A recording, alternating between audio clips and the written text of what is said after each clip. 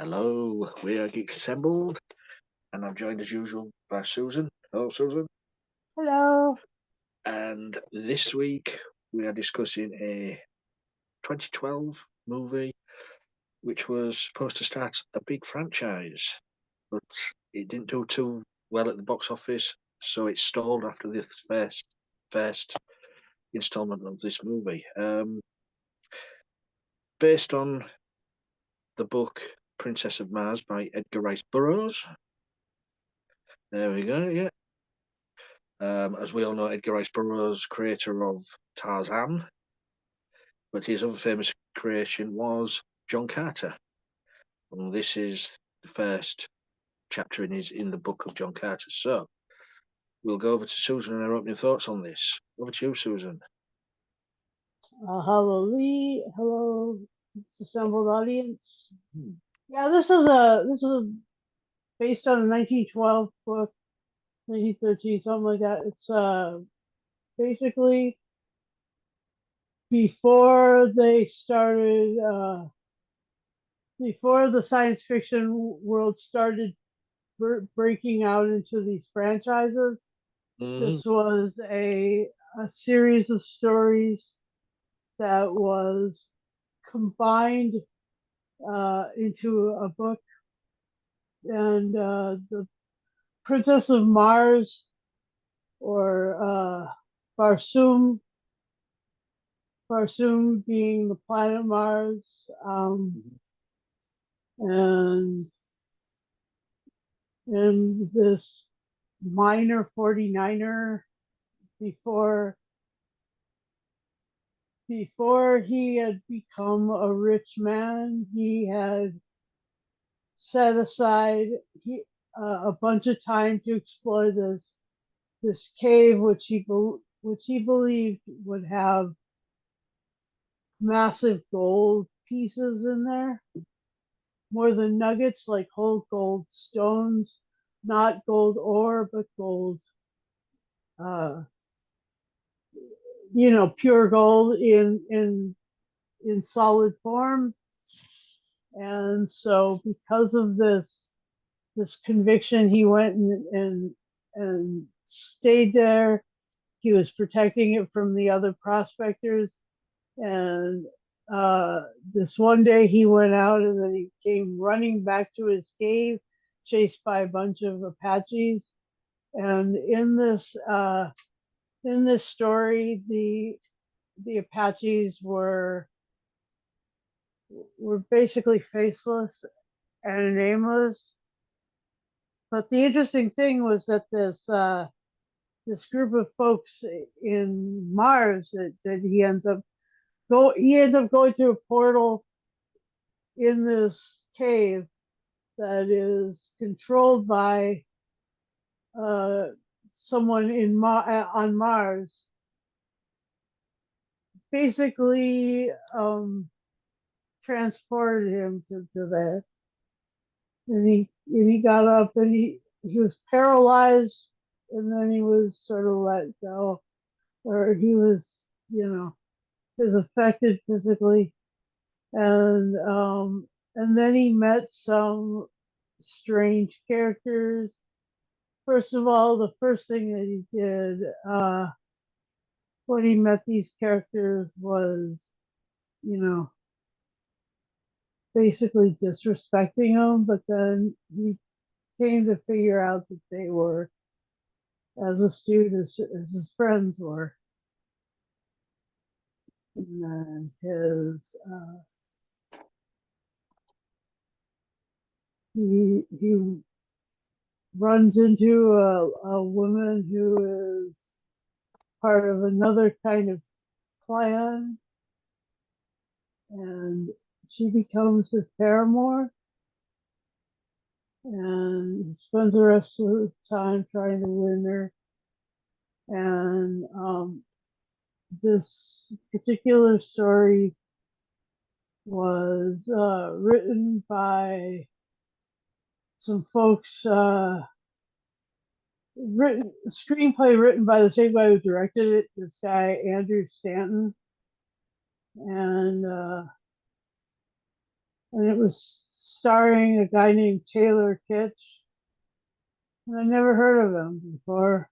Um, and Samantha Morton played Sola, who was one of the female Martians. Yeah. And then there was all these cool green characters, and one was played by Willem Dafoe, one was played by Thomas Hayden Church, one was played by Ciarán Hinds. I mean, there's just freaking great cast. I mean, so many good people. And Mm-hmm. then there was another tribe on the surface, and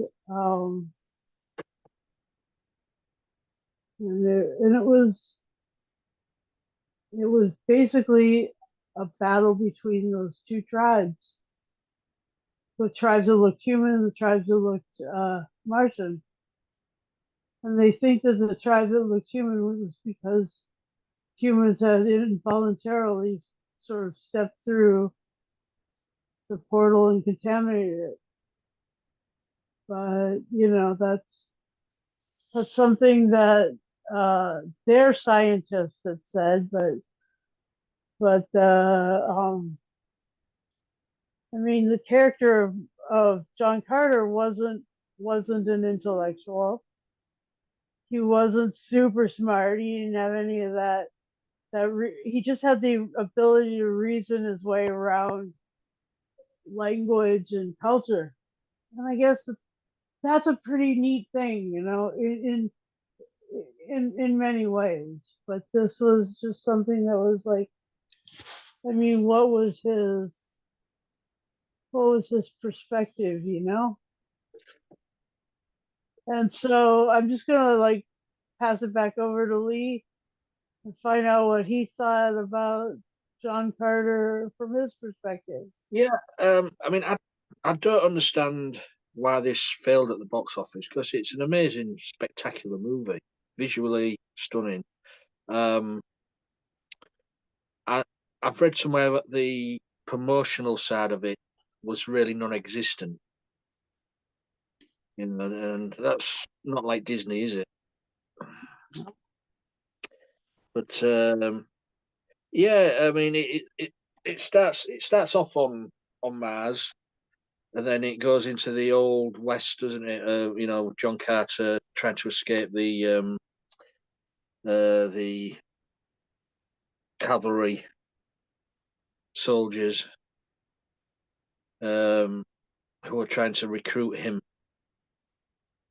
To And fight the Apache. yeah, yeah, yeah. And Colonel Powell, played by Bryan Cranston, of all people. Um, but like it starts there, then all of a sudden he goes into the cave of gold with the colonel, but he's fatally wounded outside, and he's transported to Mars through the medallion. What he gets off this stranger in the cave who tries to kill him. And so the medallion transports him like through a wormhole to Mars. Yeah, it's a Um, portal. and on Mars, yeah, as you say, he's not a clever person, but he's got things going for him now because the gravity of the planet has changed. He can jump for miles, and his strength is superhuman.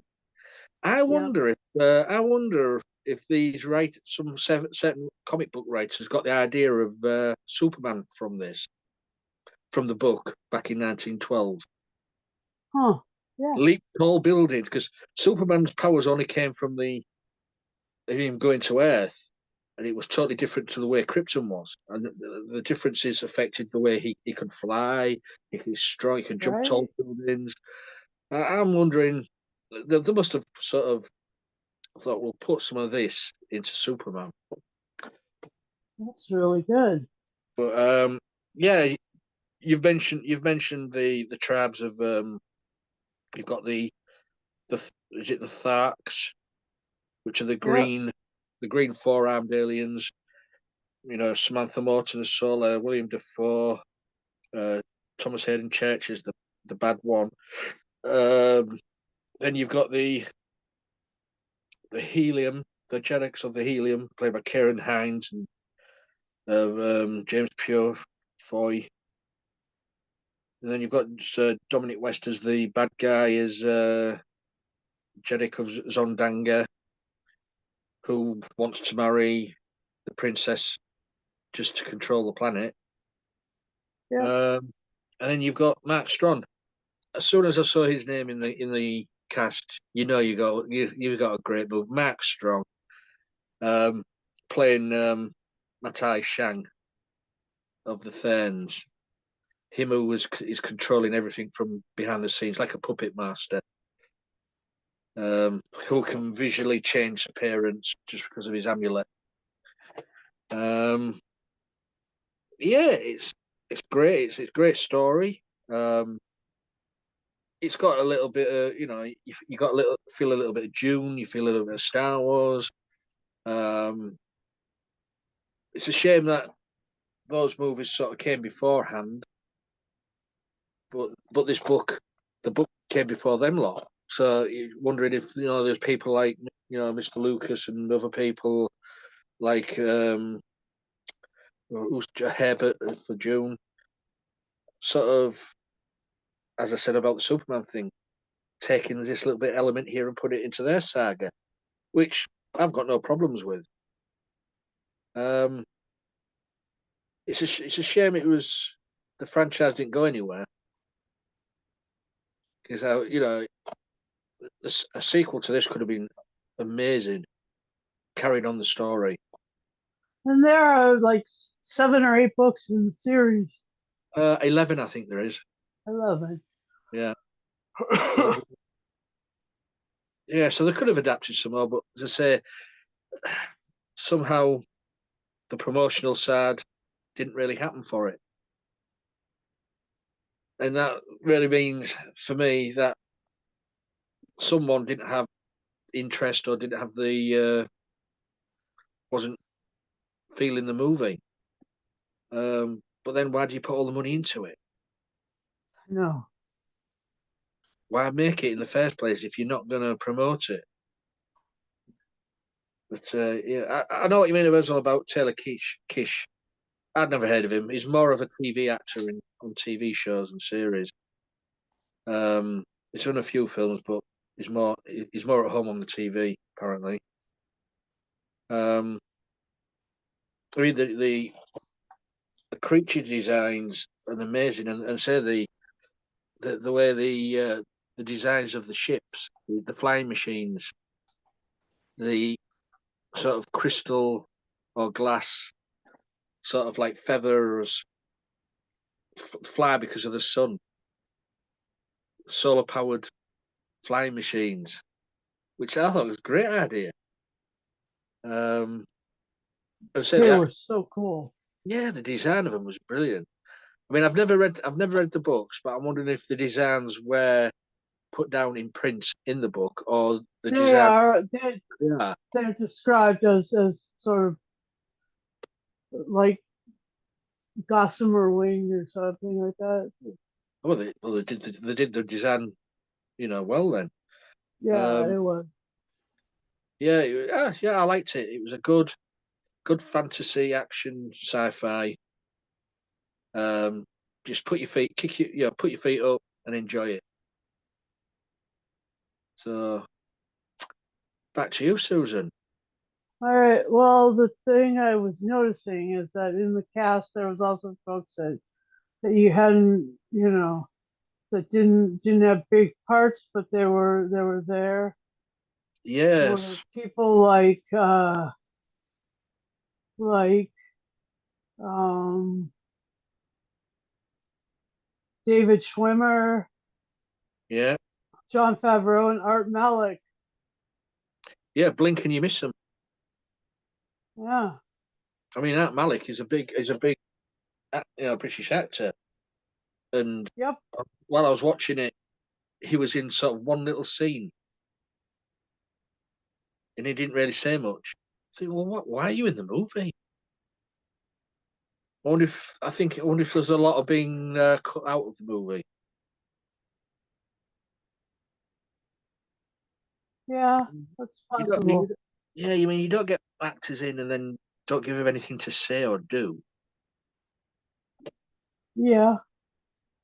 I mean, that's just I don't know, but silly capers. And they put Burroughs in the thing in the movie, so that was kind of interesting. Yeah, The other thing that was fun was watching him experiment with movement on yeah. Mars. Like he was talking, like in the book, which I read the book I've read half of the book, three-quarters of the book, right, for this podcast, and pretty pretty great the way they described the way he was bounding and then shuffling his feet. It just that was so fun. And then Visually, yeah, it was really cool. yeah. 'Cause he didn't know what was going on. He thought because he woke up, he thought he was just in the In the wastelands of cave, yeah. Um, but when he started to walk, he couldn't right?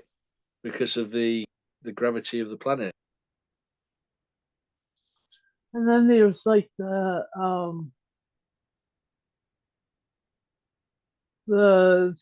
the exploration he did of the city and trying to learn language with them, which was great. Well, I mean, there was a real sort of and the book is not much different from the movie. The movie actually follows the book pretty dang closely, I mean, at least as far as I can tell. I did like the way he sort of learnt the language through when he was thrown with all the hatchlings, and they bathed, powdered, Uh huh. fed this milk or whatever, and then as soon as he had that, he started to understand their language. Understand? Yeah, And they called yeah. it Virginia. They called him Virginia. Yep. But yeah, I mean that was one of my favourite scenes there when he just thrown with all the hatchlings. But and I did like I can't remember the thing's name now, but the I suppose it's supposed to be a dog. Yeah, Uh, a character of its own. yeah, God, God, it moved so quick. yeah. It just sort of hooked onto Carter and wouldn't leave his side. Right. And had this big smile, like Mm, a mouthful of teeth, and about 6 or 8 legs. yeah, yeah, Yeah, it was great design. But yeah, enjoyable movie. I mean, even the great white apes in the arena, yep, amazing, amazing design. yeah. And they were described as being like animals with all over fur. And I think I kind of got the idea that they were like Yeti or something, but they call them the giant white apes. Yeah, Yeah, yeah. You saw the resemblance, but they're huge. Great fight scene there. yeah. Um, it's so visually stunning to look at. But you expect that anyway from Disney. Yes, you When it do. when it comes to visuals, I don't think you can beat Disney. Um, I mean, I know Lucas has his own, was it Industrial Light and can't remember the name of the company now. ILM, Oh yeah, Industrial Light Magic. and Spielberg's got Amblin, but for me, Disney, I think they do it the best because they've had so many years of creating, uh, Yeah, animation, even computer and generated. this, and they were always looking for stories like like like in literature. Like they drew so much of their They brought, material from. yeah, they brought so many classic literature to life Yeah, with their own take on it, yep, which you've got to be thankful for. I know they're in hard times at the moment because well, I think the movie industry is at the moment. So it's not just Disney what's suffering. right. So, anything else? Um, the yeah, it was really brilliant to see it. I mean, it really like the visual effects and stuff was just the best. And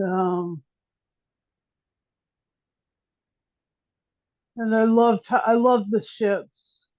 Mm, great. I mean, I love those. Yeah, go ahead. even the huge walking city ship, just Yeah, ruining the landscape. The yeah, design of that was amazing.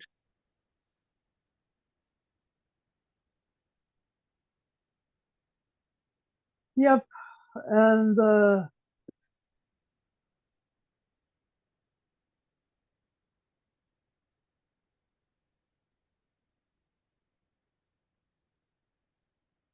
medallions that everybody had, Hmm. you know, that so that really explained how there were so many sort of humanoid people on the planet was all those medallions. You know, there'd been Mm. sort of and the Victorian aspect must have made you pretty happy, right? Was it? Yeah, but you didn't see much of that, did you? All Really? right. Not really. There was no dark cobbled streets, really. So, anything else before we Um, go to final say and score?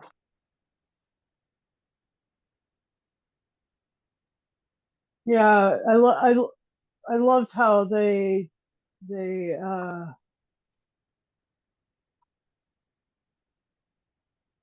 I loved how the medallion and their energy source Mm. was sort of blue lightning running through everything.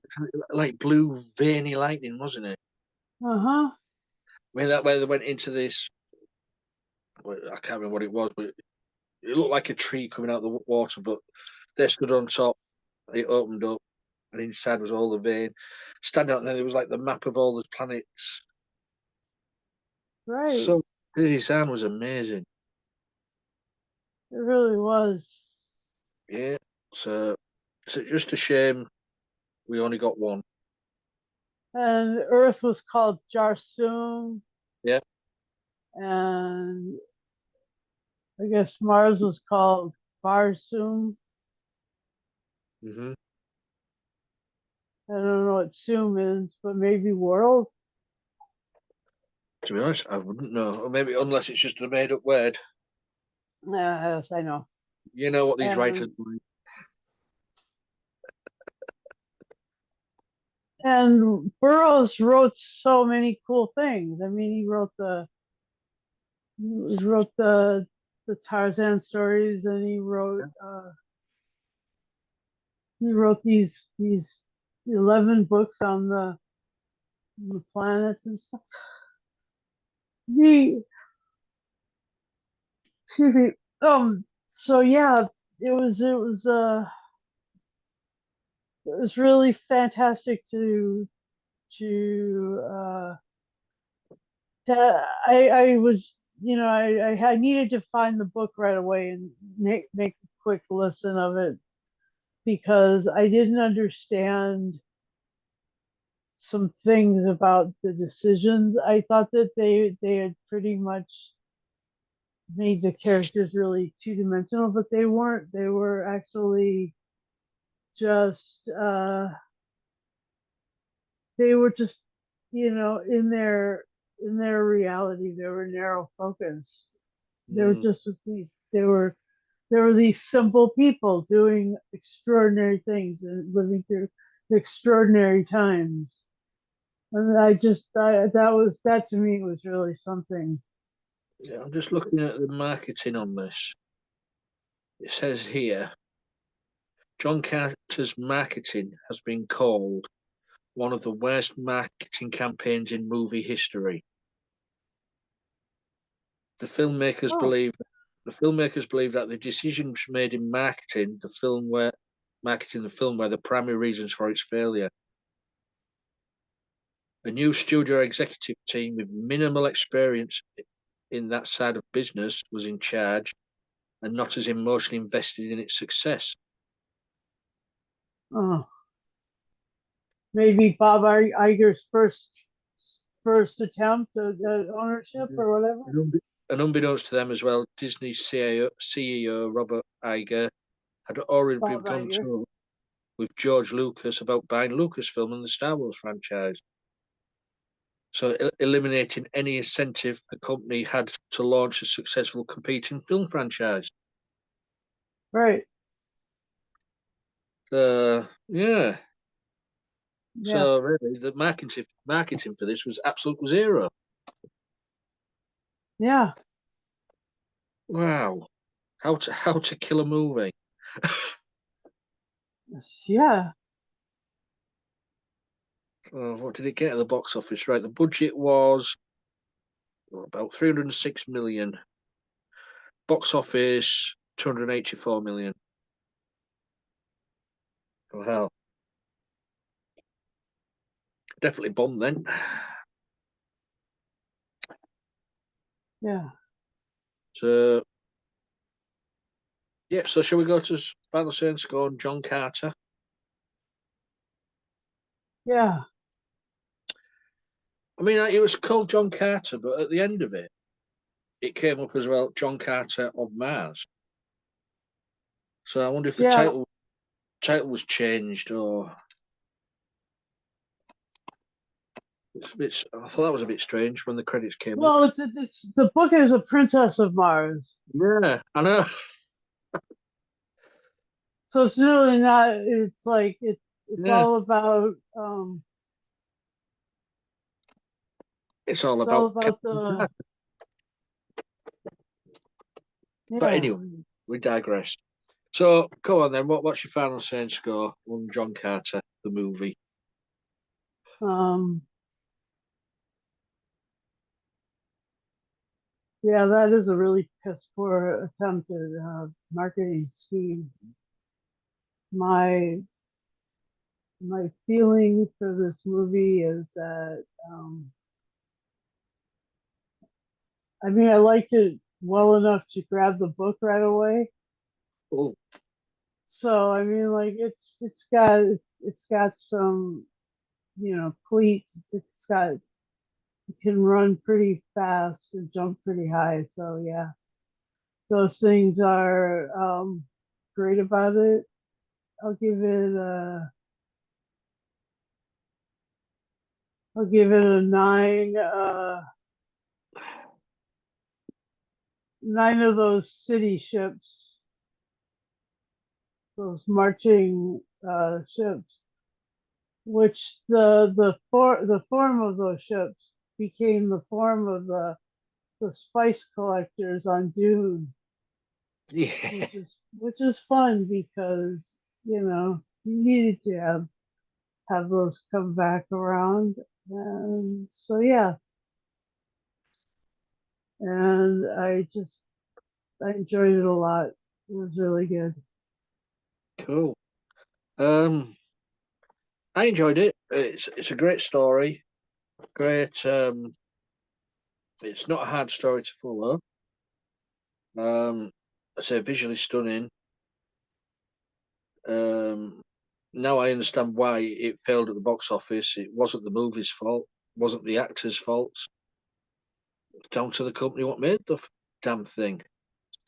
So, so I can't really deduct anything really because I enjoyed it.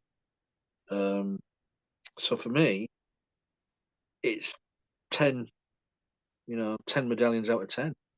Nice. It's an exciting movie. If you like your science fiction with warring tribes on Mars and Yeah.